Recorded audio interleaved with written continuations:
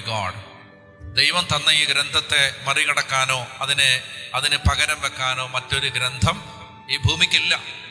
ഇത് മാത്രമാണ് വിശുദ്ധ ഗ്രന്ഥം, ഇത് മാത്രമാണ് തിരുവെഴുത്ത്, ഇത് മാത്രമാണ് ദൈവം അരുളി ചെയ്തത്. അതുകൊണ്ട് നിങ്ങളുടെ പുസ്തകം എടുക്കണം, പുസ്തകം എടുത്ത് വായിക്കണം. എടുത്ത് വായിക്കാന്ന് ഒരിക്കൽ ആഗസ്തീനോസിനോട് ദൈവത്തിന്റെ ആത്മാവ് പറഞ്ഞു. എടുത്ത് വായിക്കുക.